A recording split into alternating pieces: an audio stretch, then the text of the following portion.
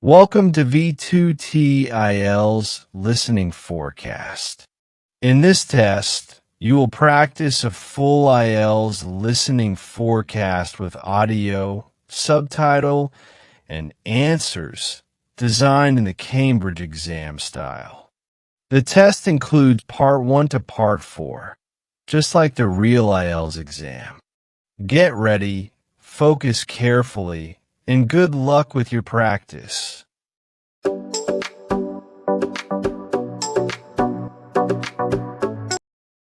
Section 1. You will hear two colleagues, Marcus and Ella, discussing a work project. First, you have some time to look at questions 1 to 5.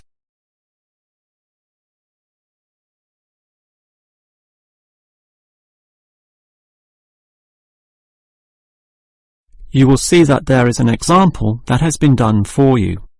On this occasion only, the conversation relating to this will be played first.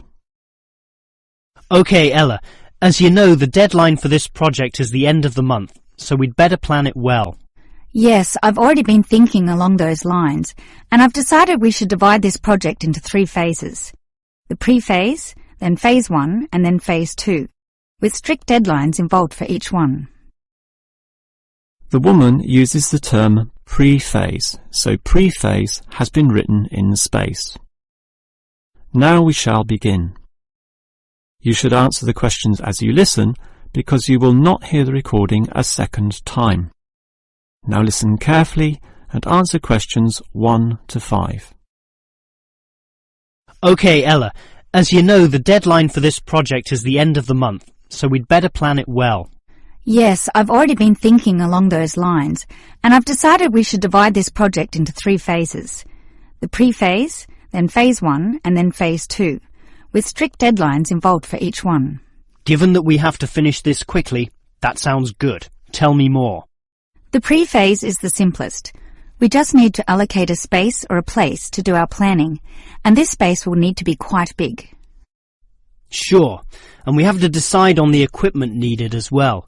Remember the last project when we didn't have enough projectors to present our ideas? We lost lots of time there. Yes, that was a bad start. That's why, after the pre-phase is finished, I've allocated a mere 3 days for phase 1. That will involve drawing the plans. We'll need Jenna to help us. And Marco. Yes, but not Susan. Susan is just far too busy to participate, as much as I'd like her in the team. Let's just take Fred instead. He'll do. Sure, Fred's not as experienced as Greg, but I agree he'll do fine for this job. Then it's straight into phase 2.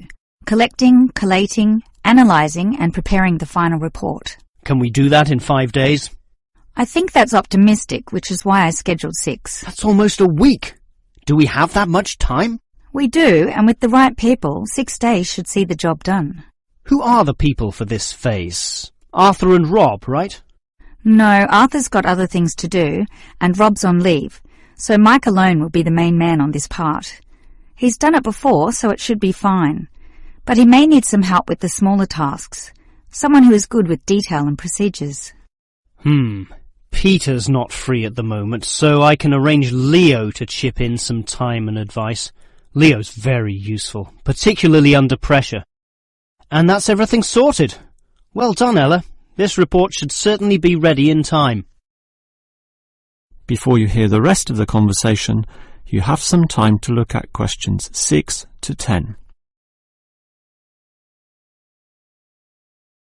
Now listen and answer questions 6 to 10. Okay, Ella, you've done a good job with the basic time frame of this project, but what about specifics? What sort of specifics? Well, things like information gathering. Are we going to use questionnaires like we did last time? I was thinking of using the internet to ask people to give their views, but you often get such silly responses when you do that. I'm of the view that the best way to find out things is to ask people directly, so that's what we'll do. Okay, but that will take longer. We'll probably even have to do some of the work at home. No, I don't think so, as long as we stay back at work for some after-hours meetings. Well, that's better than coming in early. No one functions well in the morning. Also, the final report will need at least 2 appendices. Not only that, we'll have to attach a small booklet to the end, containing printouts of the relevant parts from all the foreign websites we accessed. That will take even more time. Are you sure we can meet this deadline? Yep, I've worked it all out and I'm confident we can do it. Phase 1 should be finished by the 5th, leaving Phase 2 to begin about the 8th or 9th. Now, there's a public holiday on the 10th, meaning that everything should be able to be submitted on the 15th. And after that, we can relax and celebrate on the 25th when the design division gives us approval to go ahead. Ha! You're assuming that the design division will approve this, and that's not guaranteed at all. Oh, come on, Marcus, be positive. You know this should be approved. In fact, I'm even planning the celebration when this is all over. Oh yeah? What's on the agenda then? Well, we definitely don't want to party in the office, do we? We'll want to get away from this place, and we're all too busy with our own lives and families to find a mutual time free for a dinner party. So I thought we'd just buy some nice expensive gifts for everyone who participated. We can just give these to the people here in the office. That sounds fine to me, but make sure they're not too expensive. The budget department will never approve the cost. Don't worry, I know how much I can get away with. All right, I'll leave that with you. That is the end of section 1. You now have half a minute to check your answers.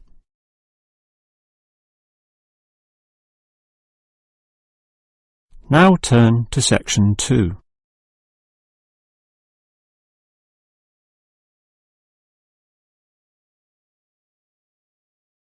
Section 2. You will hear a maintenance worker talking to a university officer about some recent storm damage to the main building. First, you have some time to look at questions 11 to 15.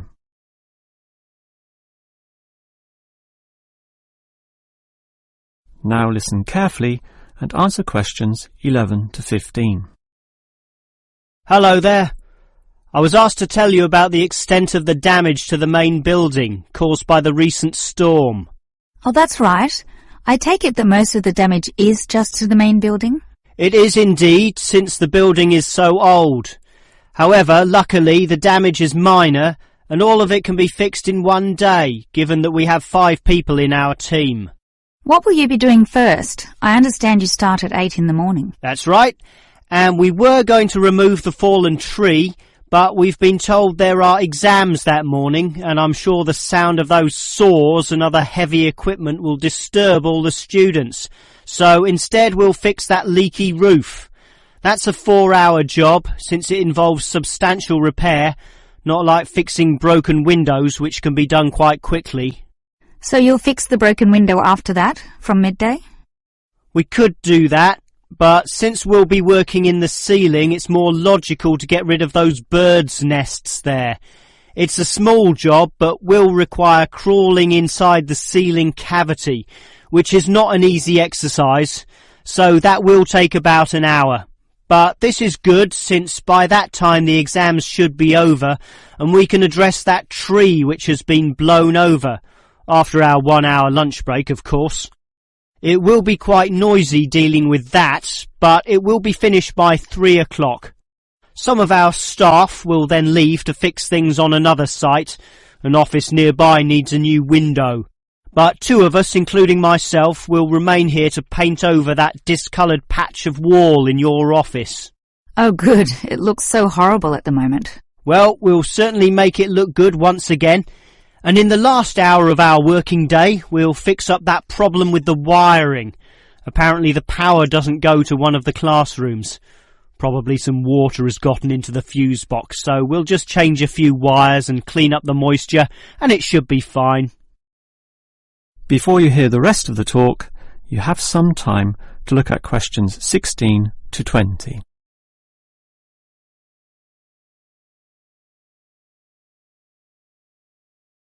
Now listen and answer questions 16 to 20. I certainly appreciate all the effort you and your team are taking to fix things here, but I do have one request. And what is that? You said you're going to paint the back wall in my office. Will it be the same colour as before? Yes, we'll make it a nice white colour. Well, that's the point. I'd prefer it to be yellow to match the furniture. The furniture is orange, actually, but I think yellow's a nice match. Can you do that? We can certainly do that. Yellow it is. Certainly a prettier colour than just plain white, or the blue in my kitchen at home for that matter. And we can leave the paint can with you in case you need to do some touch-ups or if the stain reappears. I'll just leave it in the garden shed, the one next to the main classroom. And incidentally, about those birds in the ceiling, I was just investigating and I heard the chirping of little baby birds in there, so there must be some young ones in a nest. I just thought you'd like to know that we can give them to a wildlife reserve. There's one in the next suburb, so that should not be too much trouble. Or you could give them to one of our teachers. I have a colleague who can raise them. I would say the wildlife reserve is a better option, since the people there are used to dealing with animals. And as for that fallen tree, we'll cut it up into small pieces, and that can be firewood in my house, so that won't be wasted either, although the smoke will cause some pollution. But I have a special licence for my fireplace, so no one can object to that. I've noticed also that the university has a garden bin for the smaller items, leaves and sticks and bark and so on, so we can dispose of material in that also. You do have some waste piles out the back, but a proper garden bin means that the material will be recycled, and that's better for the environment, so you can rest assured we will use that. That is the end of section 2. You now have half a minute to check your answers.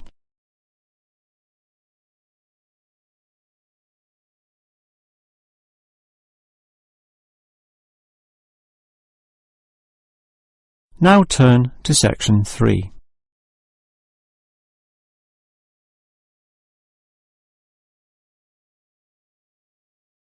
Section 3.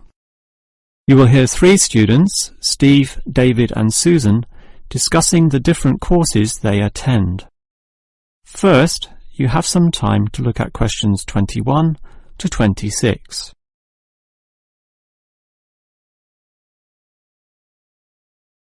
Now listen carefully and answer questions 21 to 26. Well, gentlemen, we've almost finished our second semester at this university. What do you think of all the courses we attend? On the whole, I'd say they're quite good, apart from social history, which I find to be a little too inexact. Yes, the lecturer's style is also very, very dull. I certainly agree with you there, although I would say that the textbook is more interesting. Welfare State. The subtitle says, An Examination of Social Development in the 20th Century. Yes, Welfare State is a good book, but look how many pages it has. 458! I agree. It's just too long to be easily read. Far too long, although it's certainly well written in parts. Yes, and if you compare it to the textbook for cultural studies, what's it called? Inner Views, I think. No, that's the book for media studies, and we finished that subject last semester. The book you're thinking of is In Perspective. Oh, sorry, you're right. In Perspective. And the subtitle says, A Comparison of Social Groups. Somewhat interesting, wouldn't you say? Well, mildly so, as is the subject, dealing as it does with such a wide variety of issues. But the book itself certainly oversimplifies a very complex subject. I agree. I also got annoyed at its constant oversimplification. Life is more complicated than what it suggests. Yes, but what you call oversimplifying may well be considered clarifying. Look at this other textbook, Government in Action. Some may say that it also oversimplifies, but it must do so in order to present a coherent picture of an equally complex subject. Government in Action? Which subject? It's the textbook for political theory. Oh, I hate politics. That's why I don't like the active leadership subject either. And most of the stuff in that political theory textbook is based on the American system. You see, it's written by Americans, so it's not even relevant to us here. I'd agree with you there. It's not relevant to us at all, since our government uses the Westminster system. Yes, I suppose that is a problem. Before you hear the rest of the conversation, you have some time to look at questions 27 to 30. Now listen and answer questions 27 to 30. Well, it seems we all have certain criticisms about the textbooks we're using, but at the same time we all like some elements, at least, of the subjects we're studying. What's your favourite subject, David? I'm not sure. I like political theory, but... Cultural studies is by far the best, even better than political theory, which I also like, but just not as much. Why do you say that, Steve? I was thinking perhaps social history is worth considering as best. Social history is good, but I made my choice because the subject is relevant to this modern society. But so is social history, and I like the historical element, which the other subjects lack. Even political theory examines history only briefly and in a very narrow way, so I'd say social history is the most rewarding for me. What about you, Susan? I think social history is certainly very good, but political theory is, in fact, the best, since basically every human system boils down to politics. So, despite a certain irrelevancy in the details, the basic message remains as relevant as ever. Oh, Susan, you can't be serious. Let's ask Olive again. She's over there. Olive! Which subject do you think is the best? A difficult question. I'm very interested in culture, so cultural studies is certainly my cup of tea. But I'm politically active also, and hope to pursue this as a career. So political theory would be the one I'd pick. I don't believe it. Even with that irrelevant textbook? Don't listen to him, Olive. You have a right to your own opinion. That is the end of section 3. You now have half a minute to check your answers.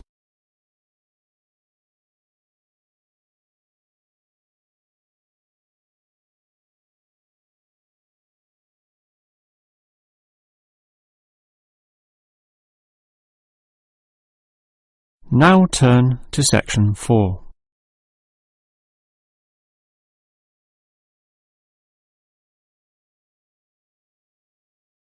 Section 4. You will hear a lecturer talking about the movement of population towards cities. First, you have some time to look at questions 31 and 32.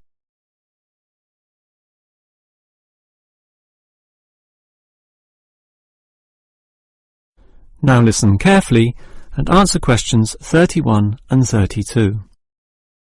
If you consider the farms of old, the type your father or grandfather grew up on, they were small and labour-intensive, requiring lots of workers. In addition, they often had a diversity of products, be that animal or vegetable, say cows and sheep, or oranges and lemons, with some peaches and a few chickens on the side for the production of eggs. The many workers involved raised their families who needed products and support services, such as medical clinics and schools, so the small country towns had mercantile activity, storefronts and community participation with all ages present and a distinct town culture. And how it has changed. Travel to any small country town in virtually any developed country, and you will often see that these places are now somewhat forlorn and deserted, lacking life and vigour. Many of the residents have long since moved towards the big cities, so the country areas have become depopulated and their downtowns empty.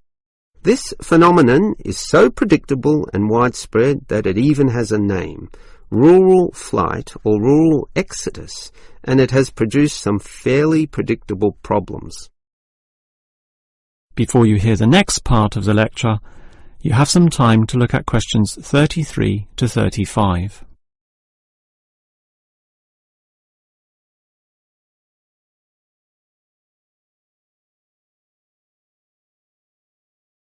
Now listen and answer questions 33 to 35.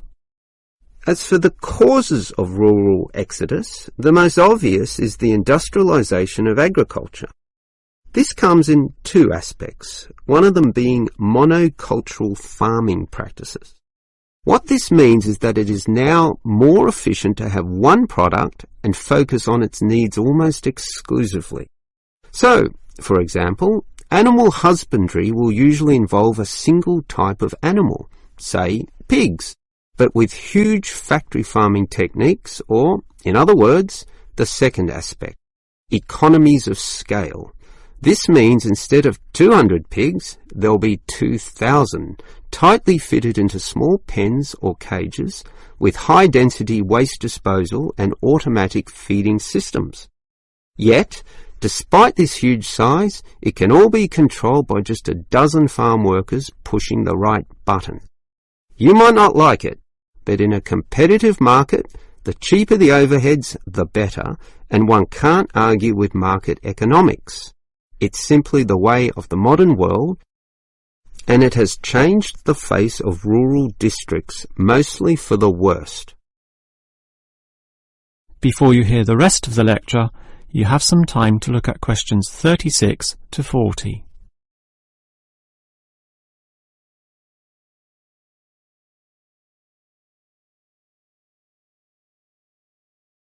Now listen and answer questions 36 to 40. We can talk at length about the problem of rural exodus, but what about solutions? Well, there is certainly some cause for hope, since many are now feeling the negatives of increasing urbanisation, negatives which the countryside generally does not have. Thus, tourism, for example, is certainly one avenue of revenue and revitalisation. The most important consideration here is that the local residents themselves participate in developing such initiatives and deciding what happens, since outsiders, be they state government or city-based planners, do not fully understand the local settings, the possibilities which may be on offer, or the town culture, since even small rural areas can be highly distinctive from neighbouring ones. For example, the Daylesford area has developed a tourist industry based on the natural springs there, putting forward the angle that this water is relaxing and revitalising for the health. There has been the development of spas, saunas and small-scale accommodation within its picturesque hillsides. And another solution is to utilise the predominant local product. This takes advantage of the fact that many city people are developing a dislike for factory-produced and packaged foodstuffs. They are becoming interested in products that can be sold directly to them at a cheaper price, while preserving all the freshness from the tree or animal. It is important here that the country area is not only characterised by a specific product, but markets this idea well. For example, many areas of country Victoria have developed widespread grape growing and winemaking facilities and encourage wine tasting tourism, now a thriving industry with an international patronage. Similarly, Harcourt is famous for apples, Shepparton for mature cheeses, and Mildura for its citrus products. Such strategies, done well, give hope that rural areas can revitalise somewhat and once again be lively and interesting places to live in. That is the end of section 4. You now have half a minute to check your answers.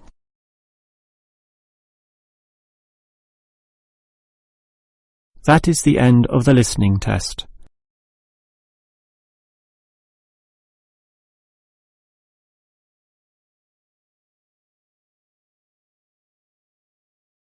That is the end of the listening section.